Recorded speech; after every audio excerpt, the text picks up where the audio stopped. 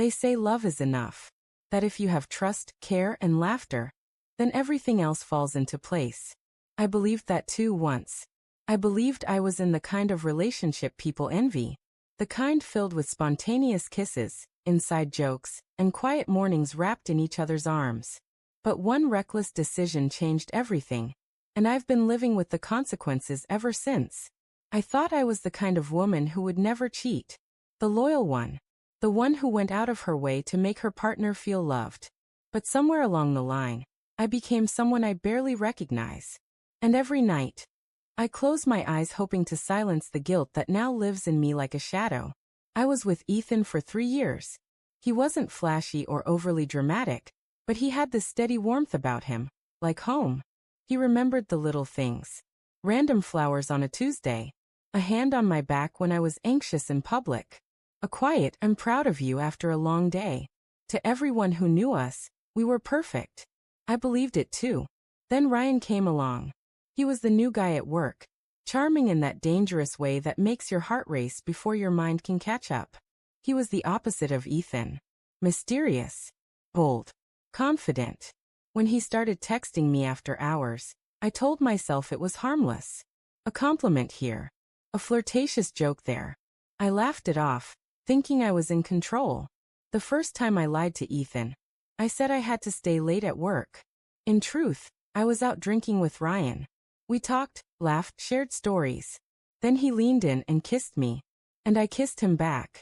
The guilt hit me like a flood, drowning any sense of justification I had built up in my head. I stood in the shower that night for what felt like forever, trying to scrub the shame off my skin. Ethan noticed something had changed.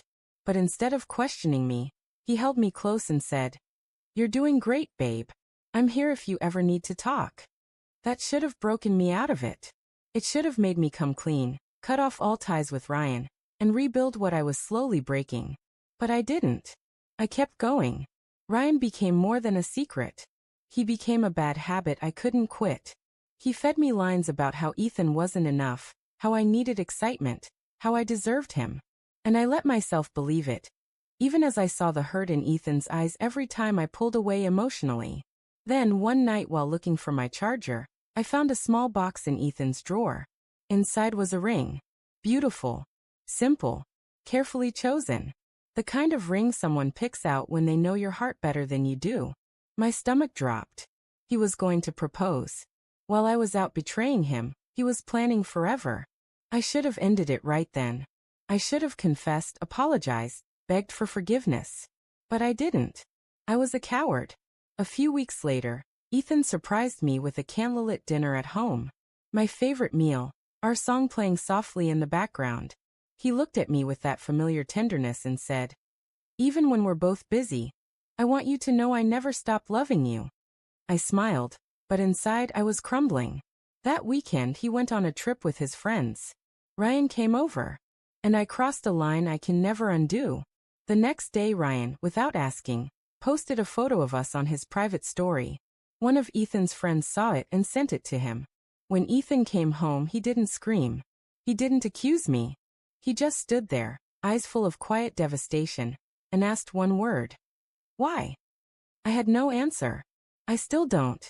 He packed a bag and left that night. I've reached out more times than I can count. Messages. Calls. Long apologies he's probably never read. Silence was all I got in return. It's been 2 months. And even though he's gone, I still feel him everywhere. In the way I hesitate when I hear a song we used to dance to. In the space beside me in bed that used to be warm. In every kind act that reminds me of the man I pushed away. As for Ryan, I blocked him. He meant nothing. He never did.